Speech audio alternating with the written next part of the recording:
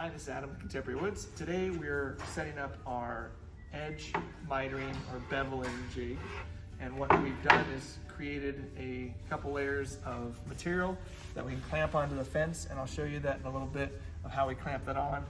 The setup is to choose the right blade for what you're working on.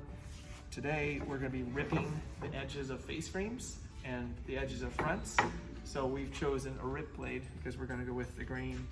The fence depends on how thick the material is. So if you're using 3/4 material, I currently have it set at a hair over 9/16, so about a 32nd over 9/16. And that, with the thickness of the blade, gets us to this edge point here. And you can see we get the, that's really bowed face frame, but we get the nice miter on the edge there. Here I am demonstrating how to push the piece against the fence and against the bed of the saw at the same time, so you have a consistent beveled edge. We're using the push paddle for safety and a consistent through motion. Notice how I'm using the push paddle to keep the material tight against the bed and tight against the fence, and I slide that push paddle with the piece, so I'm always having consistent pressure where the saw is cutting.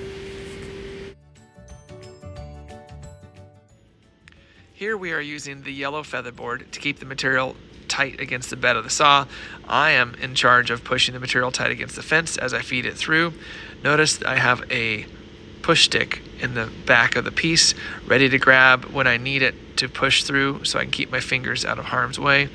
And I'm pushing the material down on the other side of the blade to keep a consistent cut. This is how we're going to get a nice beveled edge. This is the fence setup, and you can see here I'm just a hair over 9/16. That's with the blade exclusive or inclusive cut, I should say. The fence is held on with these clamps here and here, and then I added this one to keep it tight. For the setup of the fence, we have a couple of these F-style clamps. One goes in the end of the fence here. There's a hole. You don't need a lot of pressure, very gentle, and that just keeps it fixed there.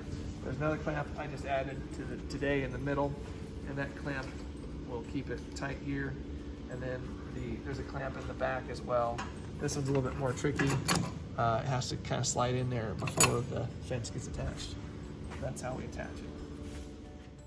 When preparing to put the fence on, we need to have the clamp ready, and there's a notch in the fence, and I've put the clamp in the nearest tube hole to the saw blade, and then you can tilt this up, and once that's in there, then you latch it down. This is designed to fit snugly on the fence so it can't slide forward or back.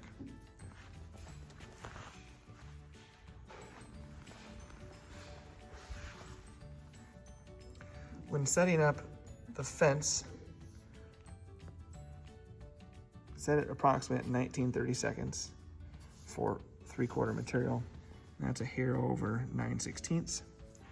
And once we have that set, lock the fence down, and then you'll want to raise your blade into the fence and make sure you stop short so that the riving knife, this is the riving knife, make sure the riving knife doesn't touch the fence. For thicker material, you'll have to move the fence over more and recalibrate this adjustment. For 3/4 thick material, use these guidelines and make a test cut.